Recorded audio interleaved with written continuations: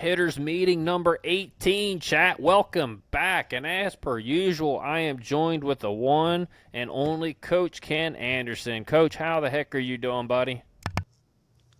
It's doing great. We just swept the Pittsburgh Pirates, who I think may end up getting into the playoffs, and we got to see our 20-year-old phenom close out a game.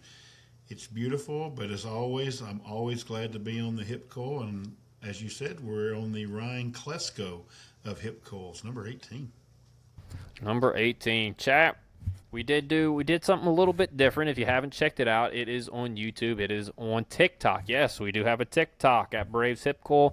We did a hitters meeting recap over each of the pitchers each day. I haven't gotten the third one out yet. It's probably going to be late just because I'm running short on time with everything that we're doing, but it will get out. You are also going to get the Austin Riley video coming out. So again, that's going to be a long-form video. It's going to be about 10 minutes. I will be breaking it up to shorts. If you prefer the shorts, you can wait on them. It's going to be up to you. But with that being said, we got a lot of stuff coming out for you guys.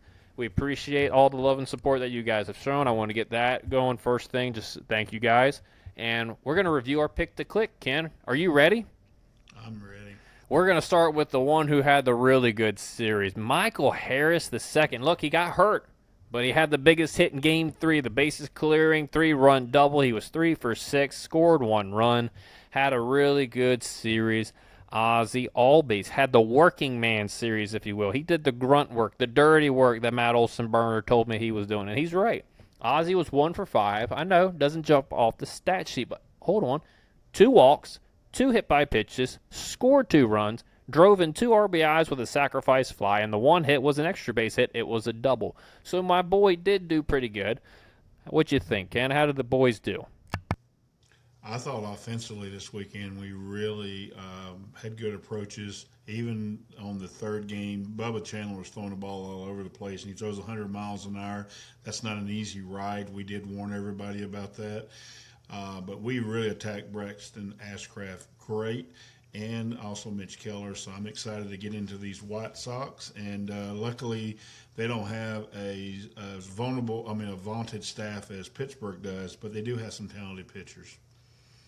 They got one that's really stand out that you pointed out to me. We will get into him later. Now, I want everybody to keep in mind the White Sox pulled a fast one on us, okay? So we don't know exactly as of right now who is going. We have an idea of who's going. We don't know what order they're going to be in or if they're going to pitch, but this is what we're going to go with, okay? So game 1 is set. We know who's pitching that game. It is going to be Mr. Eric Fetty, former Atlanta Brave legend, if you will. Not a very good one if I do add that little tidbit in there. Ken, what you got on Mr. Fetty?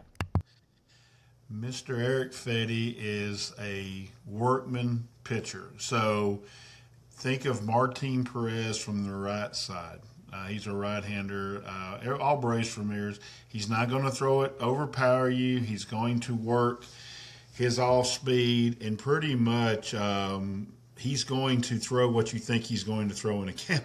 So if he's behind in the count, you're probably going to get hard. If he's head in the count, he's going to probably throw off speed. So I never like to say we're definitely going to hit somebody, but I'll be disappointed if we don't hit Eric Fetty Tuesday night. You and I will both be, Ken, because Mr. Eric Fetty, if my memory serves correctly, and it does elude me from time to time, but the Braves have owned him in his career, so I would be very upset if we didn't continue that trend in Game 1. But with that being said, let's get into his repertoire. He has the sinker, he has a cutter, he has a sweeper, a changeup, and a four-seam fastball.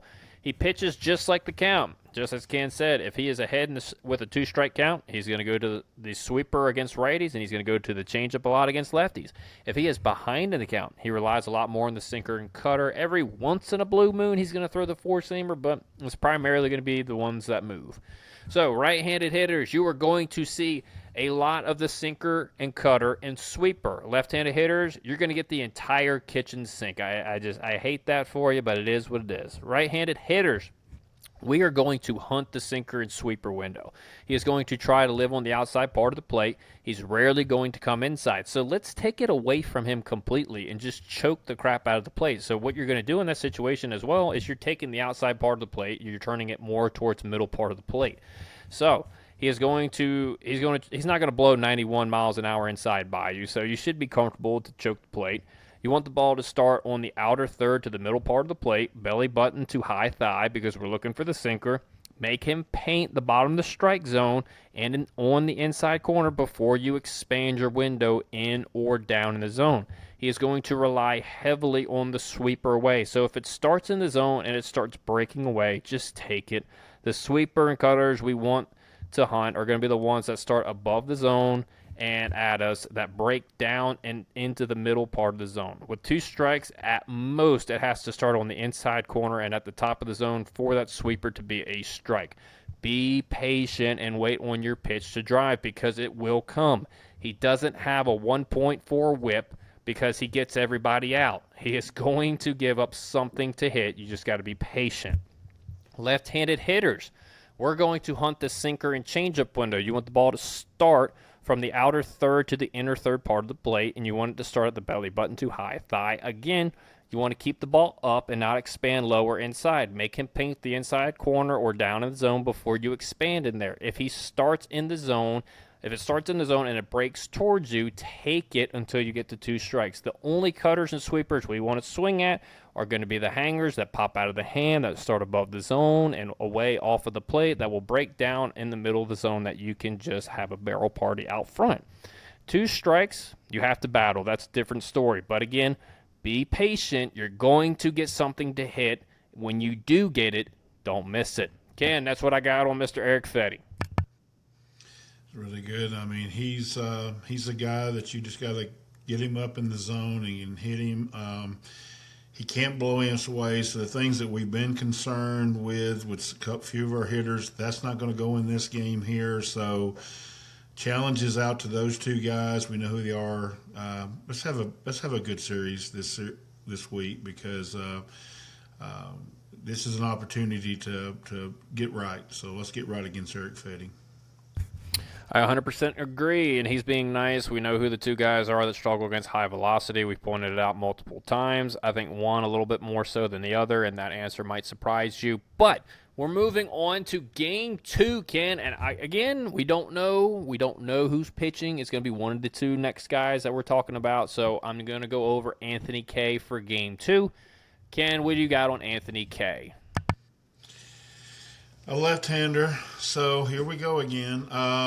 But he is not going to be the blow-away left-hander that we've faced. He's got good stuff.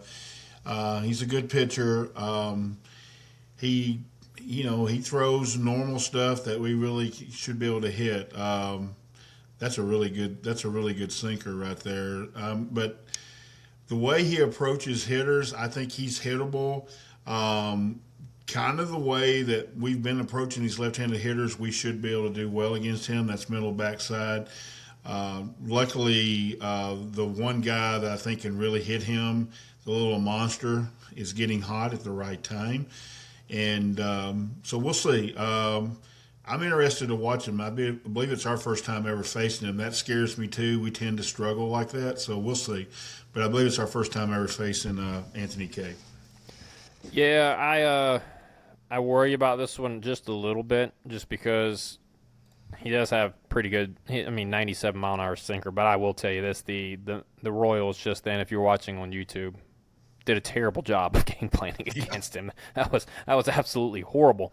So, all right, so let's go over his pitch mix. He's got a fastball, he's got a sinker, cutter, slider, sweeper, changeup. You're going to see a common theme with most of these guys. Are going to have a sinker, cutter, slider, and a changeup. Most of them do. So, right-handed hitters, you're going to get the kitchen sink. Unfortunately for you, because he's left-handed, he needs more weapons to get you out. Lefties, you're going to see the four-seamer, the sinker, and the sweeper with an occasional cutter.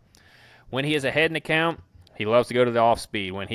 When behind, you are going to more than likely get a fastball, but it will be either of the 3 that he has. So it'll either be the four seam, the cutter, or the sinker. He likes to go to any of them and any of those counts when he's behind. So at least you know you're getting velocity. You just don't know which way it's going to break. So Right-handed hitters, we are going to hunt the four-seam fastball and changeup window. You want the ball to start at the belt to high thigh high and from the inner third to the outer third part of the plate. This will allow you also to read the hanging sweepers and cutters that pop out of the hand that start above the zone and off the plate away. If anything starts in the zone and breaks in towards you, take it until you get to 2 strikes. Do not expand your window down or inside until he makes you earn respect for it by painting those areas. There's no reason to expand if he cannot command the ball in those areas. You want the ball where you want it so you can do damage on it. Lefties, you're going to hunt the sinker and sweeper. You want the ball to start belt high to mid thigh, starting on the outside corner to inner third. I want you to back off of the plate and really hunt the sinker. And if backing off a bit allows you to catch a sinker in and drill it out of the ballpark, that's what we want to do. Again, the only sweepers and cutters we want to swing at are going to be the ones that start at you and above the strike zone that drop into the middle part of the zone. Anything that starts in the zone and starts breaking away from you, take it. We want a fastball or sinker out over the plate that we can have a barrel party out front, right, Ken? That's what we want. That's right. That's right. All right. So that's what I got on Mr. Anthony K. Ken, what you got? The interesting thing about Anthony K is we've seen this pitcher so much this year that I'm hoping that we really adjust. Again, I'm not trying to put a ton of pressure on Ozzie and the 2 guys that we know need to be hitting this guy. But if those 3 have a good game, we're going to beat Anthony K. And I know he's going to get into it later. The quicker you can get in their bullpen, the better you are. The Phillies did that this past weekend. They won 2 out of 3 by just getting into the White Sox bullpen. They blew all 3 games. They just happened to come back and win the middle when the White Sox did. So get the pitch count up on Anthony K because he will throw the ball out of the strike zone, like you said, with sweepers and sliders. Lay off that junk in the dirt and hit his fastball. 100%. Coach is right. And that's where it goes back to making sure you stay with your approach. Make sure you stay in your window and hunting in your window. Don't chase. Don't expand your zone. There's just no reason to because these guys aren't good enough to get you out unless you do what they want you to do, and that's expand. So rein your aggressiveness into something where you know you can do damage. And I will say this. I think Matt Olson's going to hit this guy, and the reason why, if he backs off the plate, there's no doubt he's going to try to come inside with a sinker, and I can see Matt Olson having a party out front a couple of times, or at least once against this guy. But with that being said, we're moving on to Game 3, and this is their best pitcher. I don't know. Again, I'll repeat, Game 2 and Game 3 could be one or the other. They could flip-flop, or they could be neither one of them. We just have no idea. It's to be determined right now, but I did some backtracking, and this is the schedule that I think they're going to throw out there. So Davis Martin, Ken, is going to pitch Game 3. I really liked your comp with him. I think his fastball is a little bit better than your comp, so go ahead and tell the people about your comp. Yeah, I love Davis Martin. I think he's one of their young pitchers that can be really good, and my comp is Tim Hudson. He's got a lot of the similar stuff. And I just like the way I know he kind of got the same body as Tim also as well, but I like his stuff. He has a really good fastball, but his slider and changeup mix are outstanding. This is the tough ride this week. He's got the stuff that gives our hitters a tough time, and I like him a lot. You're right, Tim probably had a better fastball, but my comp is Tim Hudson. This guy's got wicked stuff, man. That changeup is lethal, and I know you guys are watching on YouTube. That thing is absolutely devastating. It looks like a daggum sinker coming in there. And, oh, yeah, by the way, he does have a sinker as well. So, with that being said, we'll go ahead and jump into the repertoire of this young lad. He has a fastball, the sinker, a cutter, a slider, a changeup, and a curveball. So, a guy who has really good stuff has a lot of really good stuff. So, just like his counterparts, he relies heavily on the slider when ahead to right-handers and the changeup to left-handers when he's ahead in the count, but relies on his 3 fastballs when he is behind in the count. So again, you know what you're going to get. You're going to get one of the 2 off speed, depending if you're righty or lefty. If you're down 1-2, 0-2, and if you're up 2-0, 2-1, 3-1, 3-0, you're going to get one of the fastballs. You just don't know which way it's going to break. At least you know you got velocity coming your way. So, right-handers. You're going to see primarily four-seamers, sinkers, and sliders, and every once in a while you'll get a dabble of a curveball and a changeup. He isn't afraid to throw it to right-handers, and especially if you seem to be on his stuff, he will sprinkle it in there. But again, We'll get into the approach in a little bit. Lefties, you're going to see the entire kitchen sink but the slider. That's the only pitch he's not going to throw to you. It's the slider. I don't know why. He just doesn't throw it to left-handed hitters, okay? Right-handed hitters, we are going to hunt the fastball slider window. You want the ball to start at the belt to high thigh and middle part of the plate to the outside corner. I do not want you to expand inside, because if you get a sinker that starts inner third and it runs in on you, that's probably going to be a broken bat out, and we don't want soft contact. We're trying to hit the ball hard. We want to hunt the ball away, which is where he's going to want to live at anyway. If the pitch starts in the zone and breaks away from you, take it. His slider has way too much break for it to stay in the zone. The only slider we want to swing as the one, again, that's going to hang. It's going to start at you and above the strike zone. You really want to think right center field on this guy. Make him paint the bottom of the zone and inside corner before we expand our window. So again, don't expand in, don't expand low. We want to hit the pitch that's in the middle to outer part of the plate and really focus on driving that ball right center field. Lefties, we're going to hunt the four seam and changeup. You want the ball to start from the outer third to the inner third off the plate, third of the plate, and belt high to high thigh. Do not expand any lower, because the changeup will die. It absolutely falls off the table, as you guys saw. The cutter will also be hittable in this window, and if it starts on the inside corner, it should be an auto take anyway, because we don't want anything that starts on the inside corner. Do not expand your windows unless he paints the inside corner and the bottom of the zone. So if anything does not start in your window, take it. The only pitch, and he's probably not going to throw it, that I would recommend not that would start outside that window is going to be the slider that hangs. But he doesn't throw the slider to left-handed hitters. So if he does hang it, I mean, of course, hit it. But you're probably not going to get it anyway, so just stay within your window. Ken, that's what I got on Mr. Davis Martin. He is indeed a tough ride. A lot of good stuff. You got any other thoughts? One other thing with Davis is I think he's going to have to start trusting his slider. I don't think he trusts it to get it down below the hitter zone on left-handers. I think that's why he doesn't throw it. I think he eventually will, and he'll become a tougher ride. We don't have to worry about that this week, but he will. Real quick, Ryan, let Ryan know, the part of the reason we're having a problem is it's the White Sox who swept everything up at 4:15 today. I was talking to Chad, and Barrett put it out, and I wanted to make sure with Chad. They laid it last second. I'm sure it has something to do with what happened over the Phillies series. So that's the reason why we're giving you who we think is going to be in there. But we know who's going to be in the bullpen. These two guys aren't going anywhere. So, Ken, let's start with the Braves legend, because I want to save the other guy last because he's really nasty. So, Sean Newcomb, Braves legend. He is in the bullpen of the Chicago White Sox. Ken, what do you have on Mr. Newcomb? We should know him. He's a really good pitcher. He's always had good stuff, and he has a really good fastball. He has good off speed. He really should have probably been a starting pitcher in this league, but his command, he couldn't throw enough strikes, is always what got Sean in troubles. Well, guess what he can do in the pen? He doesn't have to worry about extending innings. So now he goes to the pen, and he's a tough out because that pitch right there, that's the one. He if you're watching on YouTube and video, he's got a good enough fastball, and he breaks that off speed in there. He's now throwing it for strikes. And so the thing to do with him is don't miss on the fastball. And when you start seeing spin, if it's above up high, you got to attack it. Don't take it. Foul it off or do something to get back to the fastball. He has improved a lot since his Atlanta Braves days.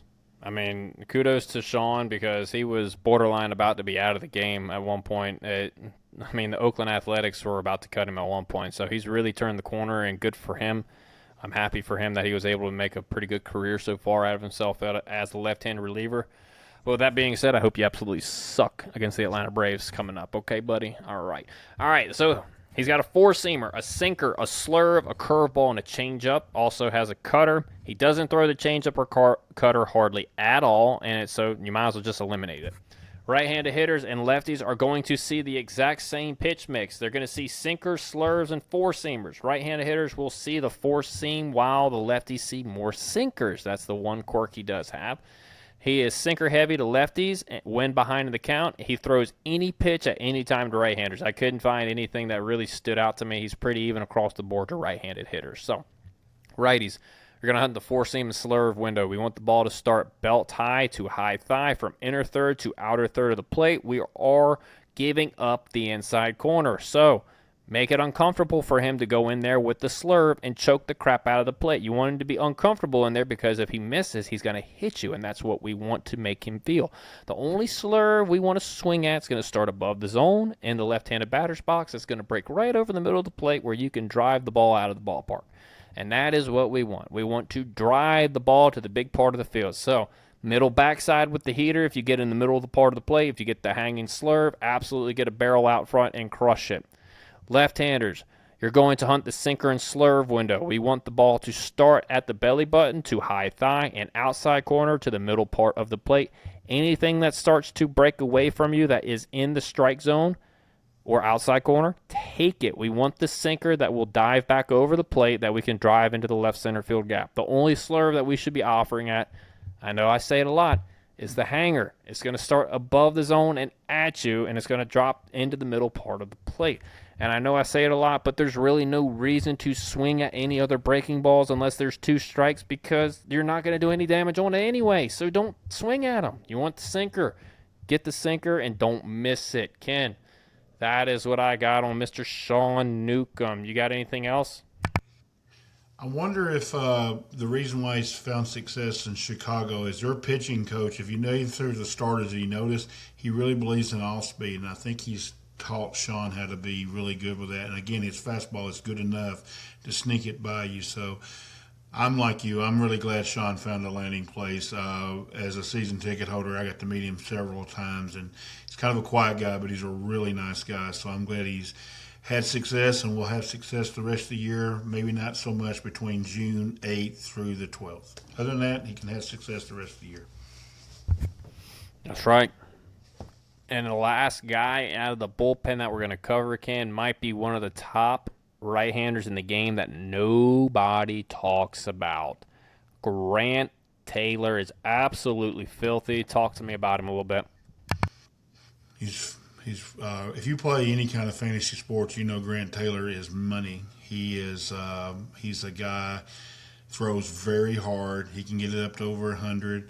He throws a very hard biting slider, but his money pitch can be his 12-6 curveball. I mean, it literally does this number. That's 3 hard pitches to cover, and I'm excited to see how the hitting guru says we should do it. So what do you got, Ryan? I'm just in amazement right now watching these fastballs at how well it rides through the zone. The one that started, it literally it was like a little hover, just shoo, right into the zone. It was, this dude is freaking filthy. I had no clue about him until I did this. It is insane that dude is just that underrated. He is nasty. All right. Let's talk about him. Fastball, slider, sinker, cutter, and a curveball. So, yeah, and the curveball, as Ken said it's disgusting. We're going to get into it here in just a second. The fastball, it sits upper 90s, as you guys saw. It's got 17 induced vertical break. As you saw, that thing is going to ride right on through the zone. And, oh, yeah, he has a lead extension, so that 98, 97 is probably playing around 100 and 102 miles an hour for these guys in the box. So, disgusting. Oh, yeah, his slider is a faster version of his curveball with a little bit more horizontal break. So, it still has a lot of depth. It just goes across the plate just a little bit more, and it still sits 93 to 94.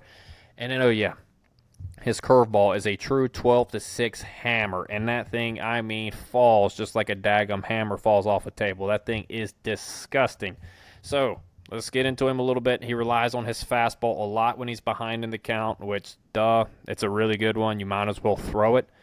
Right-handed hitters, you're going to see a lot of the fastballs and sliders with a touch of the curve and sinker here and there. He doesn't rely on it against you, but he will throw it if he feels like you're on his other 2 pitches. Left-handed hitters are strictly, and I mean strictly, fastball, curveball. He doesn't throw any other pitch to you, so keep that in mind.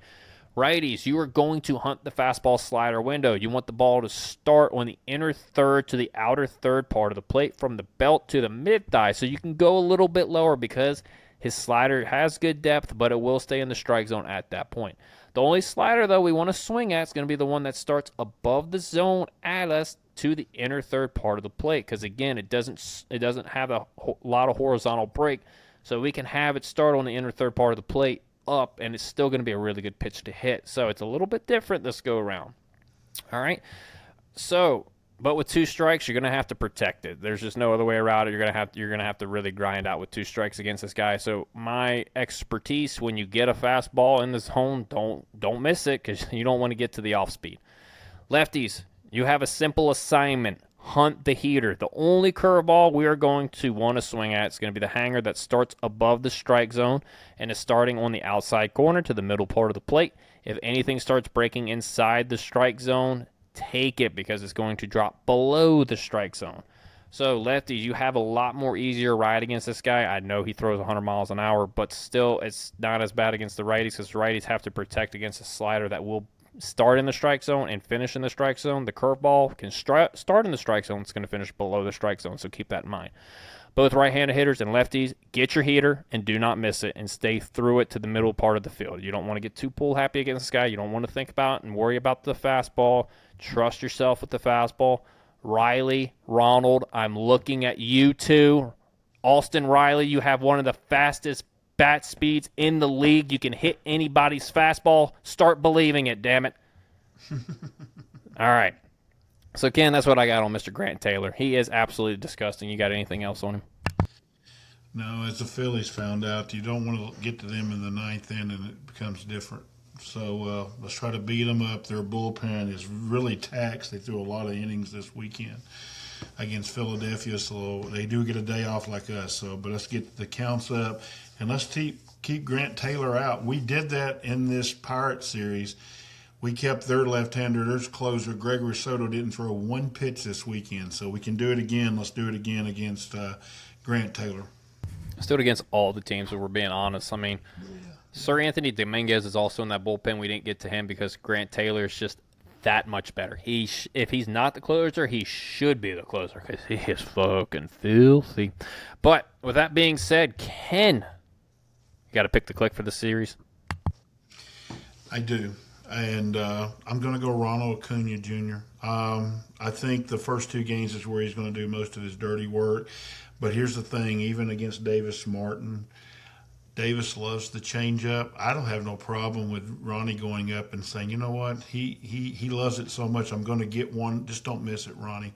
So I'm going to go Ronald Acuna Jr., and I think he'll have a huge series. And that ball does kind of jump in that ballpark a little bit, so maybe he'll hit a couple of home runs as well. Ken, I'm going to go with the easiest pick of all time right here. Matt Olson's going to have a really nice series in Chi-Town. He's going to have a real good series. I think he matches up extremely well against all these guys. Even the lefty, I like him. So even the guys out of the bullpen, I think he's got a really good shot at. So I'm going to go with Matt Olson. You're probably your favorite Atlanta Brave right now, buddy. He's my family's favorite Atlanta Brave. He played with my son, as everybody knows. So if there's a Matt Olson jersey to be had, our family owns it. So it's not a bad pick, and I hope he has a monster series. He did hit the ball. He swung the bat really good this year. Even today, he should have got some hits. And should have 3. But he's swinging the bat real good. All right. So with that being said, Ken, how do you think we do in the series? I think we're going to take 2. I think we're going to take 2 out of 3. I would really like to say we can beat Davis Martin, but he's a tough ride. And as we know, and Walt brought it up again in his press, it's hard to sweep teams. So if we take 2 out of 3 from a team that's going to it's got a chance to make the playoffs, I think they're starting pitcher short. But if we can do that, I'll take it and get out of Chicago with another series win. I 100% agree, and I think Chris Sale is lined up to start. So that's going to be interesting, him going back to his old stomping grounds. That'll be fun. That's a nice little storyline. But I'm also going 2 out of 3. I think we match up really well against these pitchers. I wouldn't be surprised if we swept, but I also think there's a couple of starters in games 2 and 3. If they do pitch, that one of them is going to trip us up. But I wouldn't be surprised if we do sweep. But I expect 2 out of 3. And 2 out of 3 is good. 2 out of 3 every single series is 108-win baseball, and I think any team would take that. So I'm going to take it with that being said, Ken, do you have any final thoughts? I do. We're putting the hip coil out on Monday. Usually put it on game day. The reason why is we're going to announce it on the previous show as well. Grant McCauley is coming on to talk to us, so we're looking forward to that. And so make sure that check that out at Hardcore Braves. And also Ryan does a great job at Braves Hip Coil, YouTube and TikTok. But if you want to follow him on Facebook and Instagram, it's under at Hardcore Braves. And so jump on there too. He's on all the social media, so make sure you watch him. And he's doing a great job. He crushed it this weekend for sure. We did crush it indeed, buddy. Again, if you haven't checked out the 2 shorts that I posted so far, it's a Game 1 and 2 recap of the hitters meeting and how the Braves executed the game plans that we talked about. And just give you a heads up, we absolutely crushed it. Not patting ourselves on the back, just saying exactly what happened. And if we didn't crush it, we'd say that too. It happens from time to time. But with that being said, I think we're done. So with that, we're out. See you guys later. Peace. You know what, boys? You guys are going to be world champions for the rest of your life.